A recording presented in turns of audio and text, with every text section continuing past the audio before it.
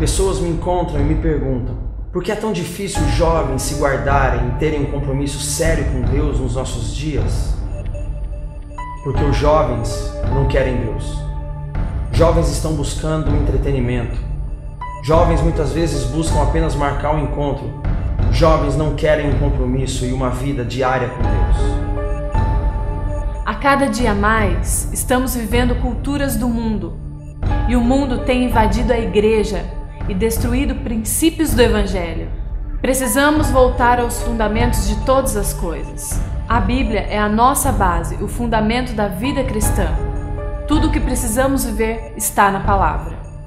Um novo convertido chega na igreja e pergunta: pastor, por que nós precisamos tomar a Santa Ceia todo mês?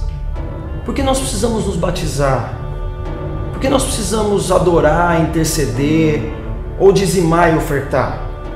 O fundamento de todas essas coisas está na palavra de Deus.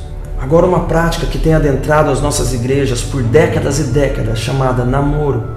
Onde está o fundamento? Na palavra? Me mostra onde.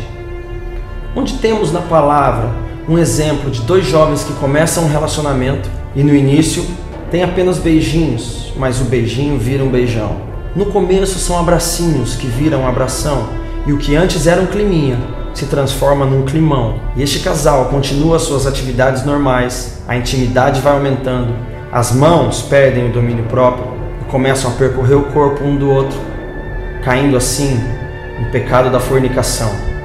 Seguem sem tratar o seu pecado, sem confessar o seu pecado e domingo após domingo continuam tocando no louvor da igreja, continuam ministrando às nossas crianças, até que chega o momento em que eles consumam o que começaram lá atrás e caem no pecado da relação sexual fora do casamento. Um casal que faz isso agrada ao Senhor? Ou isso não acontece nos namoros dentro da igreja? Será que estamos falando de uma utopia? De um sonho? De uma ilusão? Infelizmente, não.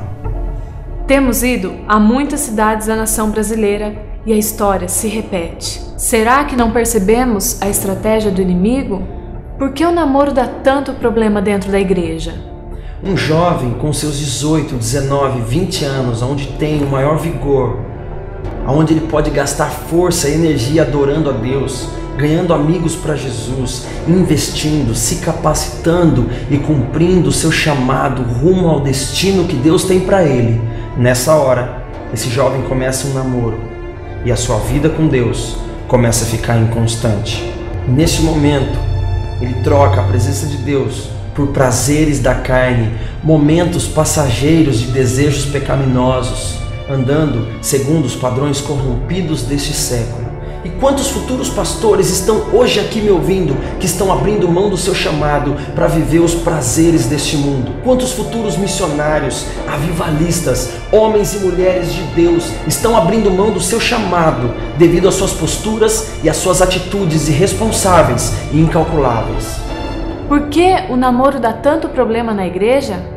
Porque iniciamos um processo que não podemos ir até o fim. Por que decidimos não nos beijar antes do casamento? Por regra da minha igreja? Não. Por imposição ou obrigação de alguém? Também não.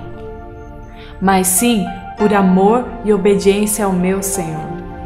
Porque viver em santidade é muito melhor e mais fácil do que o namoro convencional. A nossa decisão foi se guardar de toques e carícias que naturalmente iriam nos levar para uma relação sexual. O beijo nos envolve, nos leva para um outro nível de intimidade. O beijo, segundo a ciência, é a primeira penetração. Se eu não posso ir até o final, por que então vou iniciar o processo? A nossa decisão foi esperar. A nossa decisão foi confiar no Senhor e aguardar até o momento em que o pastor disse: agora sim, o noivo pode beijar a noiva. Pensa comigo, o namoro não faz muito sentido dentro da igreja. Se na nossa vida nós precisamos matar a cada dia a nossa carne, pois a palavra diz que a carne milita contra o espírito, então por que vamos ficar dando pequenas porções para que ela não morra totalmente? Então, por que insistimos em viver dentro da igreja um padrão que é do mundo, de pessoas que não conhecem a Deus? A nossa proposta para você hoje não é uma regra, uma imposição, mas um chamado para você viver um relacionamento íntimo com Deus, sendo conduzido e guiado pelo Espírito Santo, para você provar qual seja a boa, agradável e perfeita vontade de Deus. Vale a pena viver santidade. Hoje, seja você a oferta.